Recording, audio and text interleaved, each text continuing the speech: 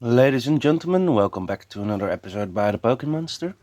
And for today, I wanted to do something entirely different to what we do normally. Today, I let my imagination run wild, and with a little help of the I was able to create a fictional history of Pokemon card collecting.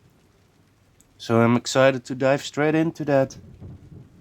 Without further ado, let's dive into the wonderful world of Pokemon once more. Enjoy!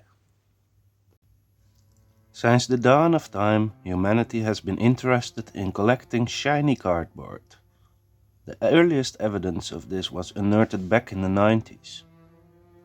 Archaeologists found some kind of card depicting a creature with text, written in a strange, long forgotten language.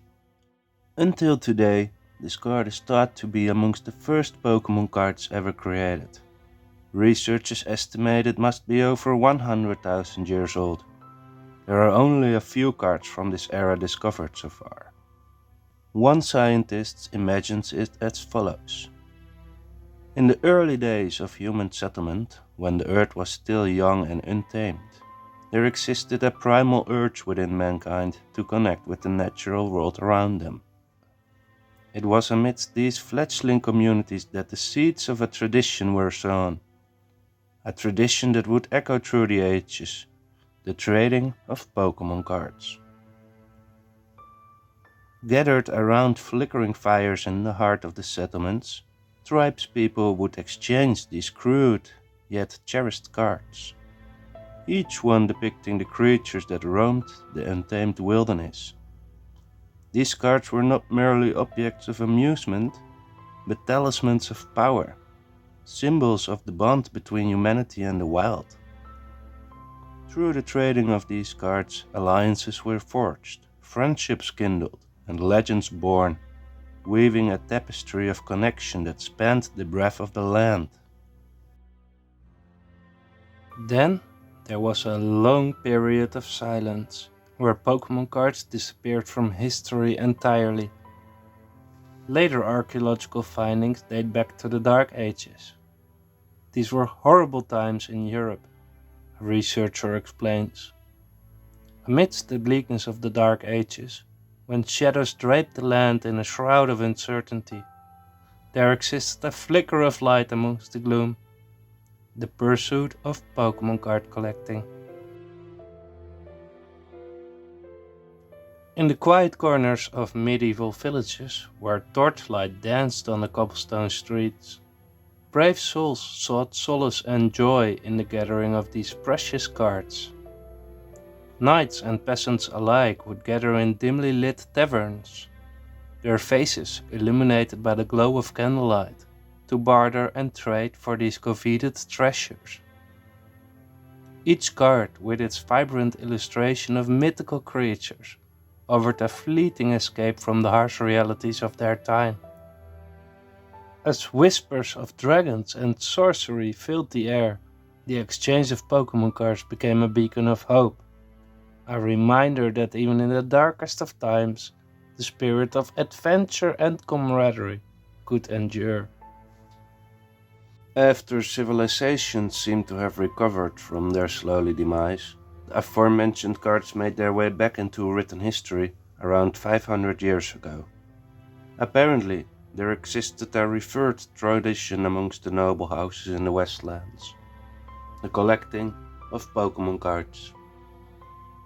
Passed down through generations, these cards were not mere trinkets, but still turned out to be the tokens of prestige and power they once were. Despite being completely different in form compared to their ancient counterparts, each card still bore the likeness of legendary Pokemon, rumored to have once roamed the land. Brave collectors like Lady Isolde and Sir Geralot embarked on perilous quests, braving treacherous jungles and haunted ruins to unearth these ancient relics. In the flickering glow of torchlight, they would exchange whispered tales of their conquests, their collections growing richer with each card acquired. And in the hall of their ancestral homes, These cards were displayed with utmost reverence, a testament to the valor and cunning of those who sought them.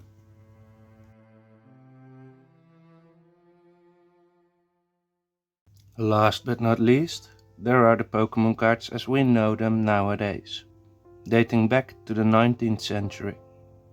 The 19th century was a time of immense economic, social, and political change in the world. Three key trends occurred.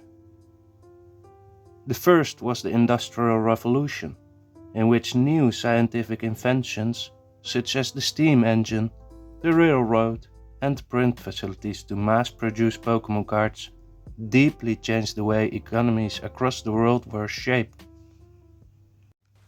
A famous poem from this era still exists, and it goes as follows.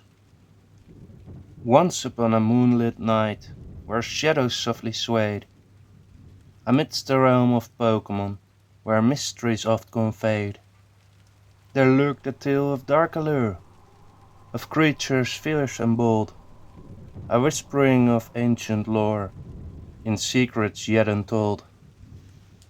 In lands where spectres danced and eerie winds did moan, there dwelled a ghostly ghastly, in shadows all alone. With eyes like burning embers, in the depth of night they gleam, haunting dreams of mortal souls, in a spectral ghostly dream.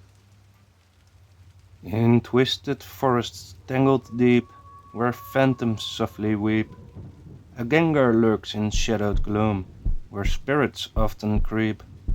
With a wicked grin and spectral mien, it watches from the dark. Its presence fills the air with dread, a chill that leaves its mark. Beneath the pallid moon's embrace, where spirits freely roam, the Pokemon of darkness dwell in their spectral home.